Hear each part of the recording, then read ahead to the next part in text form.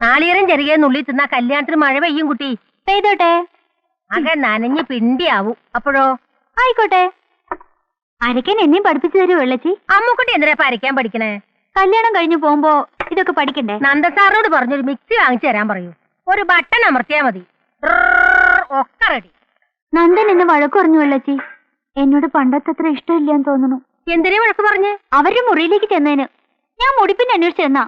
നന്ദൻ എപ്പോഴും ഒളിപ്പിച്ചു വെക്കും. അയ്യേ, അവരോട് ഒറ്റയ്ക്കിരിക്കുമ്പോ മുറിയിലേക്ക് കയറിച്ചില്ല. ഞാൻ പറഞ്ഞു തന്നിട്ടില്ലേ? അയ്യേ, ഈ വെളിച്ച് തോന്നിയാസം പറയണു. തോന്നിയാസൊന്നുമല്ല, നന്ദസാറിന്റെ കാര്യങ്ങൾ നോക്കാൻ ഇനി ആളായി. അമ്മുക്കുട്ടിയുടെ കാര്യം നോക്കിയാ മതി. നന്ദൻ കല്യാണം കഴിക്കേണ്ടിയിരുന്നില്ല. അതെ, ഇപ്പൊ കേമായേ. 2 മാസം കഴിഞ്ഞ അമ്മുക്കുട്ടിയുടെയും കല്യാണല്ലേ. ഈ ഗൗരി ഇങ്ങോട്ട് വന്നതാ ഒക്കെ പ്രശ്നമായത്. അവര് പിന്നെ എവിടെ പോവും? കല്യാണം കഴിഞ്ഞാ ഭർത്താവിന്റെ വീട്ടിലല്ലേ ഭാര്യ താമസിക്കുക. ഗൗരി എടുത്തമ്മ അവരുടെ വീട്ടിൽ പോയിക്കോട്ടെ. അതെങ്ങനെയാ? പോയിക്കോട്ടെ, അതിനെന്തേലും വഴി കാണാം. വേണ്ടാത് പറയണ്ട വെള്ളച്ചി. വഴിക്ക് വീണ എല്ല് പൊട്ടുവോ? ചിലപ്പോ. എല്ല് പൊട്ടി വേദനിക്കോ? ആദ്യത്തിന് വേദനിക്കും, പിന്നെ ഒരു തരിപ്പാ. വെള്ളച്ചിട്ട് ഏതെങ്കിലും എല്ല് പൊട്ടിയിട്ടുണ്ടോ? പരമം തല്ലി ചതച്ചിട്ട് പൊട്ടാത്ത ഒരെല്ലും ഇനി ഈ ശരീരത്തിലില്ല. ആട്ടെ, എന്തിനാ അറിയണേ? ഏയ് ഒന്നുമില്ല, ഒരു പഴഞ്ചൊല്ല് ഓർമ്മ വന്നതാ. അടി തെറ്റിയാൽ ആനയും വീഴും.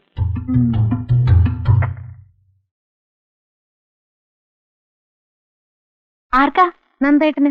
ഇങ്ങതാ, ഞാൻ കൊടുക്കാം. വേണ്ട വേണ്ട, ഞാൻ കൊണ്ട് കൊടുത്തോളാം. എന്റെ കയ്യിൽ നിന്ന് ചായ വാങ്ങി കുടിക്കുന്ന നന്ദന് കൂടുതൽ ഇഷ്ടമെങ്കിലോ? അത് പണ്ട്. ഇപ്പൊ എന്റെ കയ്യിൽ നിന്ന് വാങ്ങി കുടിക്കുന്നതാ ഇഷ്ടം.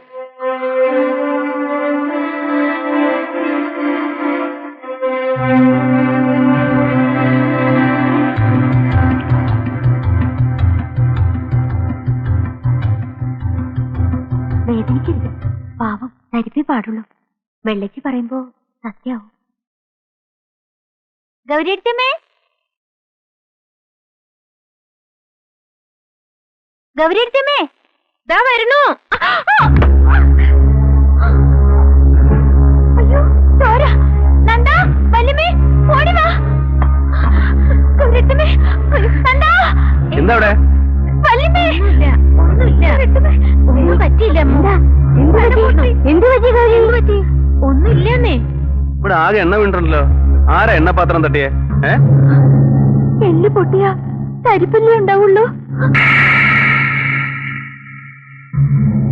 ആ സത്തെ, എന്താ നീ വിചാരിക്കണേ? വേണ്ടെന്ന് വിചാരിക്കുന്നവരും കുറുമ്പ് കൂടാ. വീണ് തല പൊട്ടിയിരുന്നെങ്കിലോ? മിണ്ടി പോരുത്. സാരല്ലേ നന്ദേട്ടാ, ഒന്നും പറ്റിയില്ലല്ലോ. പറ്റിയിരുന്നെങ്കിലോ? ആരാ സമാനം പറയാ? നീ സമാനം പറയോ? ആ അധിക പ്രസംഗി. നിനക്ക് ഇഷ്ടം പോലെ തട്ടാളെ വന്ന അവള് ക്ഷമിക്കുന്നോ? എത്ര ക്ഷമിക്ക? ലാളിച്ച് വഷളാക്കിന്ന് പേരും. ഇതിനൊക്കെ വളം വെച്ചിരുന്ന എന്നെ വേണം പറയാൻ. പിടിക്കുന്ന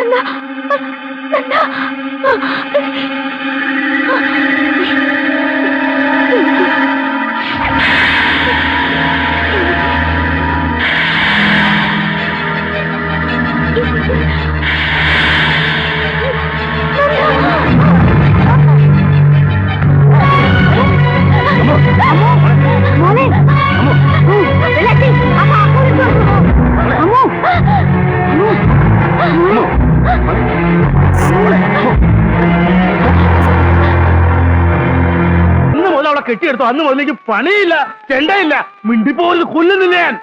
കാണിച്ചേടാ അസത്തെ. അവളുടെ തന്തയും കണക്കാ, തള്ളയും കണക്കാ. തന്തയ്ക്ക് പറഞ്ഞാ നീ എന്ത് അറിയോ? തന്ത, അതെ തന്ത, നിന്റെ തന്ത ചെണ്ട.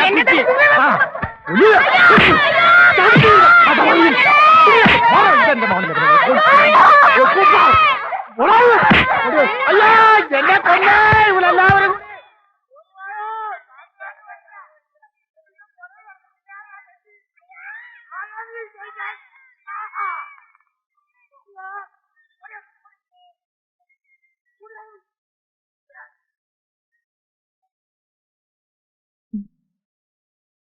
വേദന കുറവുണ്ടോ? സാരല്ല. ഉച്ച നേരത്ത് ചോര നിൽക്കണ്ടായപ്പോ ഞാൻ പരിഭ്രമിച്ചു. സാരല്ല നന്ദേട്ടാ. എനിക്ക് കുറച്ച് എഴുതാനുണ്ട്. ആ ഫ്രണ്ട് ലൈൻകാർക്ക് ഒരു ആർട്ടിക്കിൾ കൊടുക്കാന്ന് പറഞ്ഞിട്ട് അവർ ഇരിക്കപ്പുറത്ത് തരണില്ല. ശല്യായാലോ ഇത്? എന്താ നന്ദേട്ടാ? ആ പരമനും വെള്ളച്ചി എന്നും വഴക്കാം അവിടെ. നന്ദേട്ടാ, ഒന്നുമില്ല.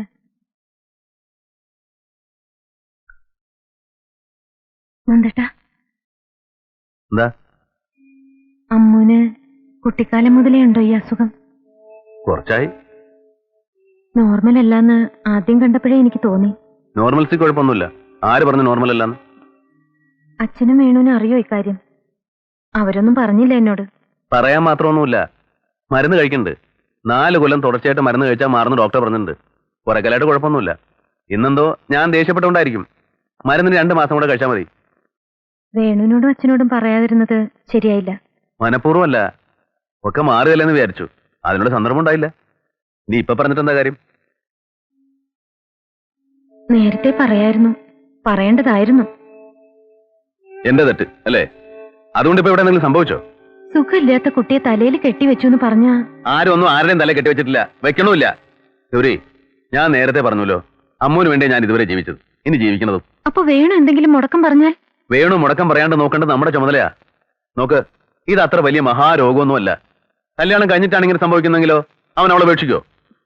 ഇതങ്ങനെയല്ലല്ലോ. നേരത്തെ ഒന്ന് പറയായിരുന്നില്ലെന്ന് ചോദിക്കില്ല അവൻ?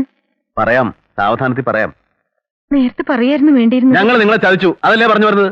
അങ്ങനെയൊന്നും പറഞ്ഞില്ലല്ലോ ഞാൻ. നേരിട്ട് പറഞ്ഞില്ല, പക്ഷേ പറഞ്ഞില്ല, സൂചന ഉണ്ട്. എന്തായാലും വേണു അമ്മും തമ്മിലുള്ള വിവാഹം നടക്കണം. ഇതറിയുമ്പോ അത് നടന്നില്ലെങ്കിലോ? എന്താ, അമ്മുന്റെ കല്യാണം മുടക്കാനാണോ ഭാവം? ഞാനൊന്നും മുടക്കണില്ല നന്ദേട്ടാ. പക്ഷെ അറിഞ്ഞ സ്ഥിതിക്ക് അവനോടൊന്ന് പറയണ്ടേ? ഇനിയിപ്പോ ഇത് കൊട്ടിക്കൊടിച്ച് വഷളാക്കണ്ട. പറയാതിരുന്നാലാ ചിലപ്പോ വഷളാവുക. എന്നാ ചെന്ന് പറയും നിന്റെ പുന്നാര അനിയനോട്. എന്നിട്ട് അവൻ ഇതിന്ന് ഒഴിയട്ടെ. എന്റെ പെങ്ങളെ മുടക്കാത്തിരക്കായിട്ട് കാലാകാലം ഇവിടെ കഴിഞ്ഞോട്ടെ. പിന്നെ എനിക്കെന്താ ഒരു ജീവിതം? ഇത്രയും കാലം ഒറ്റയ്ക്ക് കഴിഞ്ഞതല്ലേ? ഒച്ചയിടണ്ട, അതിന് മാത്രം ഞാനൊന്നും പറഞ്ഞില്ല. കൽപ്പിക്കണ്ട എന്നോട്. പറയേ, പറയാതിരിക്കേ, എന്ത് വേണച്ചു നിനക്ക് വരുന്ന പോലെ വരട്ടെ. വേണു ഈ കല്യാണത്തിന് സമ്മതിച്ചില്ല എന്ന് വെച്ചാൽ നന്ദേട്ട, മധു ഇത് കഴിയണതിന് മുമ്പ് പിരിയാനാണോ നമുക്ക് യോഗം?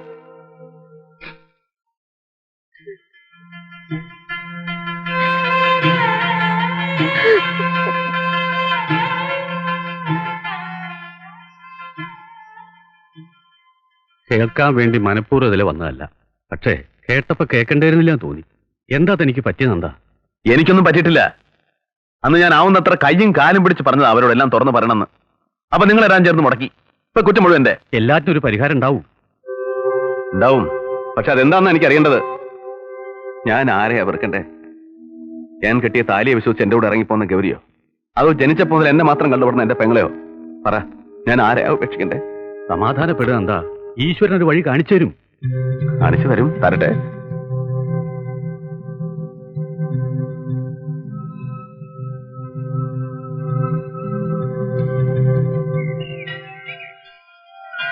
ഗന്ധർവന്മാരെ, നന്ദസാറിന്റെ മുത്തച്ഛന്റെ അച്ഛന്റെ കാലത്താത്ര ഈ ഗന്ധർവനോട് കുടിയിരുത്തിയത്. താവണക്കാട്ടിലൊരു യക്ഷിയായിരുന്നു ഇദ്ദേഹത്തിന്റെ ഭാര്യ. അവക്ക് ഇദ്ദേഹത്തോട് ഒരു സ്നേഹം ഉണ്ടായിരുന്നില്ല. ആങ്ങളമാരോടായിരുന്നു സ്നേഹം. ഒരാൾക്കൊരാളെ എത്രയാ സ്നേഹിക്കാൻ കഴിയാന്നുള്ളതിന് ഒരു കണക്കുമില്ല. ഭാര്യ ഉപേക്ഷിച്ച ഗന്ധർവൻ തറവാട്ടൊരു സ്ത്രീയുടെ ദേഹത്ത് കയറിക്കൂടി. പരിസരം വിട്ട് എവിടെയും പോവില്ല എന്ന് പറഞ്ഞു. ഭാര്യ ഒഴിപ്പിച്ച് ഇവിടെ കുടിയിരുത്തി. എപ്പോഴും ദുഃഖത്തിലാ ഗന്ധർവൻ. ഭാര്യ ഉപേക്ഷിച്ചതിന് ദുഃഖം. കേമായിരുന്നില്ലേ വെള്ളച്ചിന്നലെ? പുതിയ എല്ല് വല്ലതും പൊട്ടിയോ? അമ്മുക്കുട്ടിയുടെ എന്ത് പറഞ്ഞാലും കുഴപ്പാ അല്ലേ ഗൗരിക്കുട്ടി? പരമന്റെ 2 തല്ല് എന്നും കൊണ്ടില്ലെങ്കിലേ ഒരു സുഖമില്ല. മുറിവ് ഉണക്കം വെച്ച ഗൗരിയടുത്തമ്മേ? അതൊക്കെ എപ്പോഴേ പോയി. ഗൗരിയടുത്തമ്മ ഇന്ന് നിങ്ങളുടെ അവിടേക്ക് വിരുന്നിന് പോവല്ലേ? എന്താ ഒരു മൂഡ് ഓഫ്? ഇവിടുന്ന് വിട്ടുപോകാനുള്ള വിഷമോ? ഇവിടെ അത്രയ്ക്ക് ഇഷ്ടായോ? കൈ പൊട്ടുന്ന വെള്ളച്ച് വിചാരിച്ചത്, പൊട്ടിയത് നെറ്റി. പാവം. പിന്നെ എനിക്ക് സങ്കടായിട്ടോ.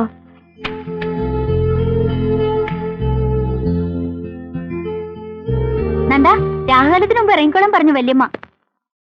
ഇതെന്താ കൊണ്ടുവന്ന പെട്ടി അപ്പാടെ തിരിച്ചുകൊണ്ടു പോവാ?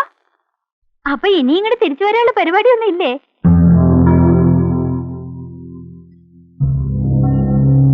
ഓ, എന്തൊരു കന! 6 മുടിയുടെ കന മുടിയാറായി എന്നാ നമ്പൂരി പറയാ. ഒന്നുമില്ല, ഇതൊരു കഥകളിക്കഥയാ. വേണ്ട, വേഗം എത്തണം കേട്ടോ.